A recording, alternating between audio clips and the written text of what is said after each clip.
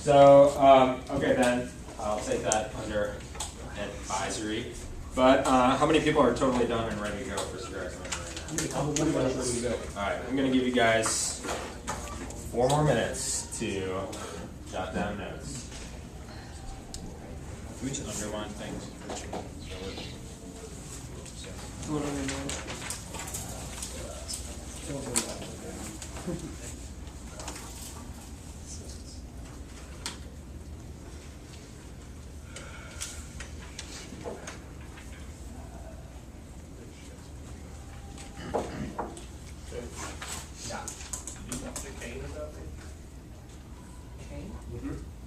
He sent me an email. Yeah. He's like, I've been hearing a lot of great stuff about you. I said that the poetry thing was doing good things for you.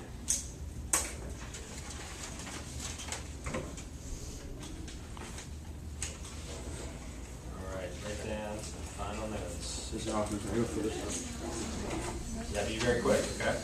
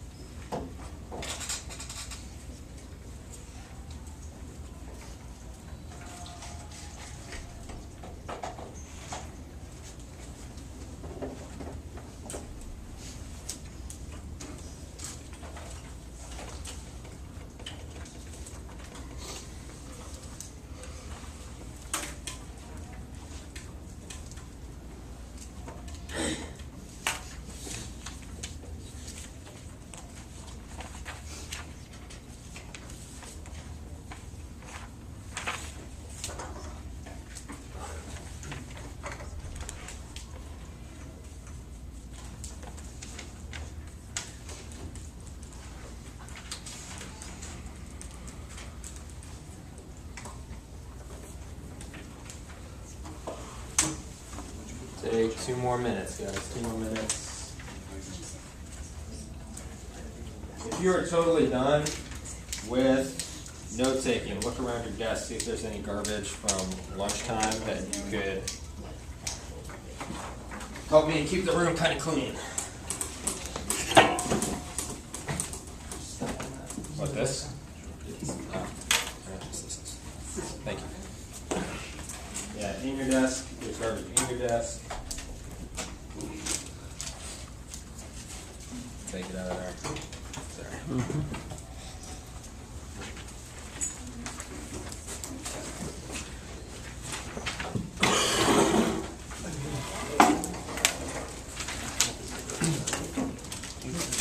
Sure.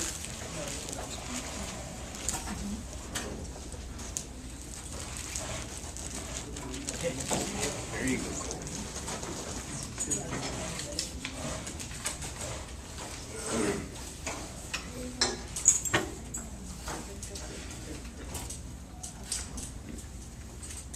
One more minute. Write down your final thoughts. Read any last thing you need to read. Also, if you're done, we are not going to have computers, cell phones. Shouldn't see any of that stuff on your desk.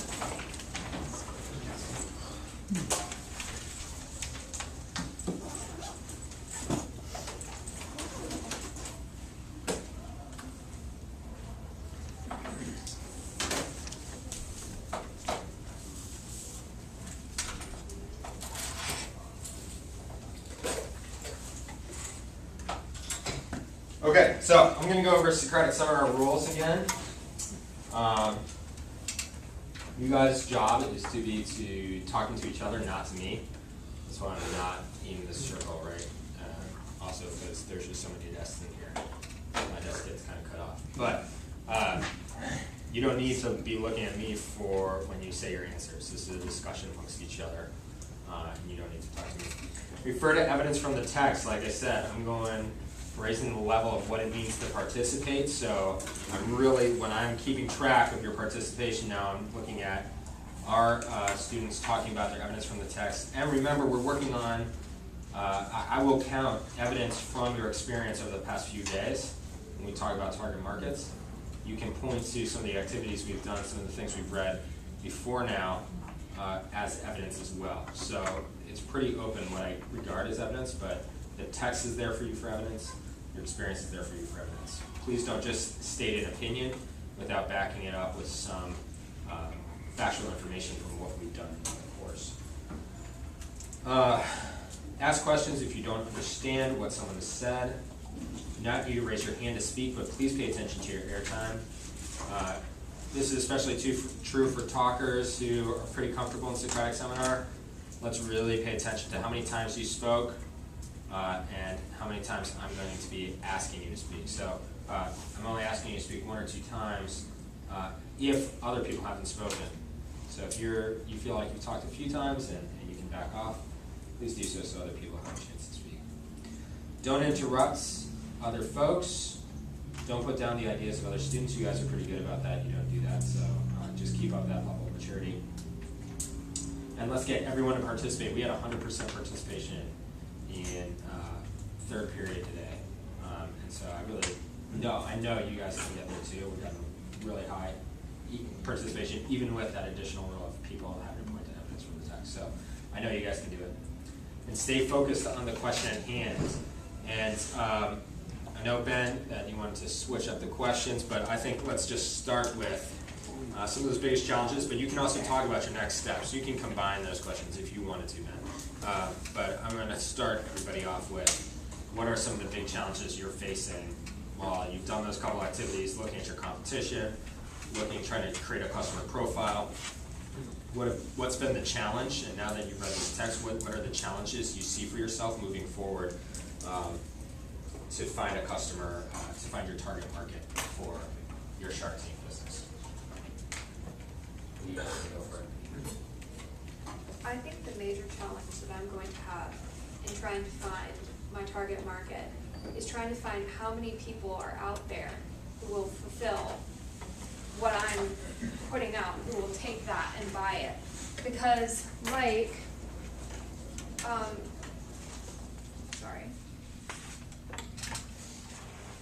they say that you might have difficulty finding how many people are out there, because when we did the customer profile a couple of days, we didn't measure how many potential customers there might be. And so I feel like that's still a gray area for me. So on this article, it talks about like defining the evaluating your decision, and like one of the questions is, are there enough people that fit your criteria? And that's also something I was thinking about that for me and Emma's business. Like, are there enough people that wanna like want this service that we're providing? Like, that's a big thing that we're thinking about nowadays. And I found where it is. It's under evaluate your decision on the how to define your target market. Yeah, well, on the last point of that, it says, even if you got all these things, you have your target market, the people are out there. The most important part is, can you reach them? It doesn't mean anything if you're stranded on an island throwing balls into the ocean. You need to be able to get the message to who you're trying to sell stuff to. I think a challenge also is, like it says in the Ask Entrepreneur article, where you have to find and identify who or what is your perfect client or customer. It's like just finding out who would be perfect for your business or product, and then building off that. And another thing that you need to know about is where to sell it. Like, you may find the right owners, but you also need to focus on location. Like, is it near people, near a town, or like, is it like near a building? Is it near high-level businesses? Yeah, that all goes back to, can I reach them with my message? Like, I don't want to set up a boat shop in a desert. Well, also they said, like, in this article, how to define your target market, that you can't afford to target everyone.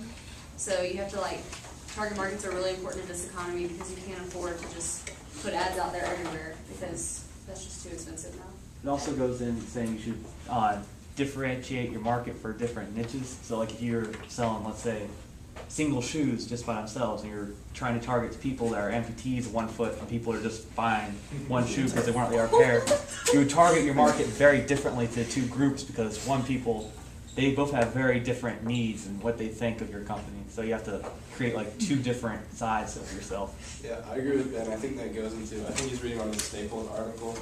That's right, At the top of the second page about competition. And I think in addition to determining who your target market's gonna be, you've gotta factor in competition because that's going to change your success a lot. Yeah. One thing the article brought up I didn't think of is that when you look at your competition, you see what is their target market, you know, and you can probably take from that too.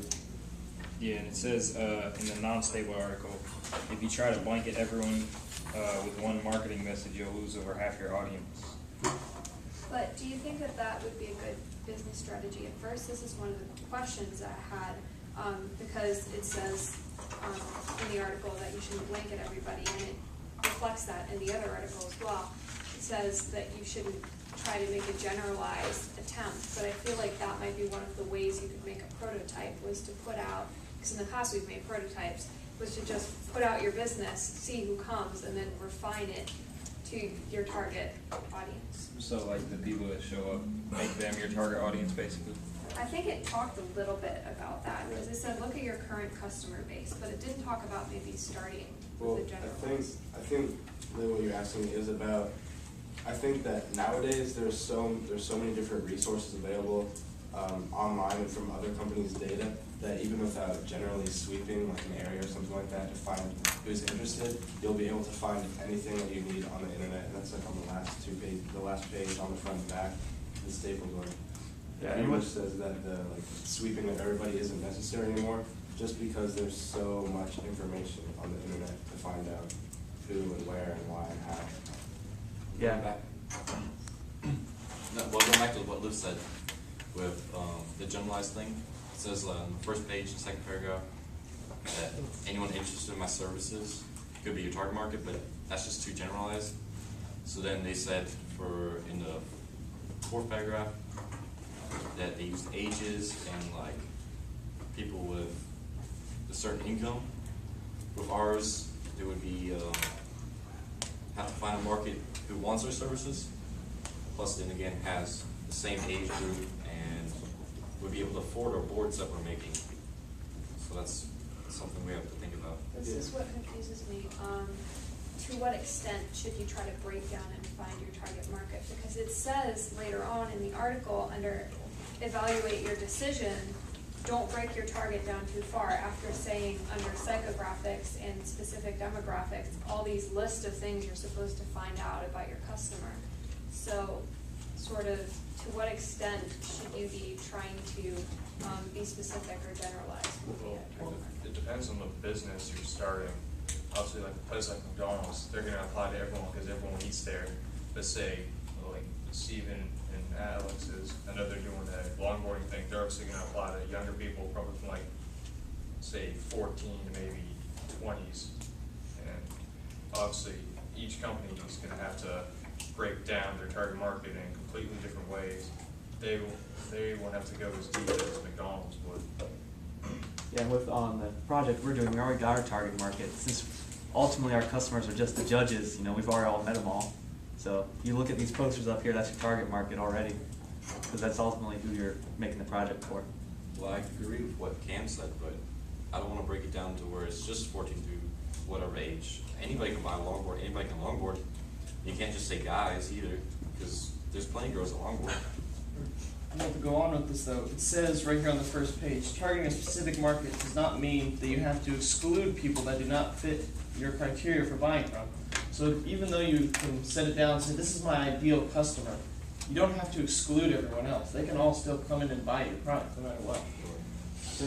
I think a main part of what Josh is talking about, why they advise you to not exclude but narrow down your search, is because of cost. So a lot of these small businesses or startups don't have a lot of money, and generalizing or blanketing an entire area costs a lot of money. So I think if you narrow something down at first, it's not going to cost as much. Exactly, it would be cheaper to put one ad in one like skateboard magazine than in like girls magazines too. Yeah, you can't. It's okay to narrow it down, but you just don't want to exclude people. Like a good example would be Hooters. Like they've narrowed it down, but they've also excluded an entire target market. You know, by making unappealing to others through the way they market themselves. So it's okay. It's a good idea to narrow it down but not exclude people. In the very last paragraph,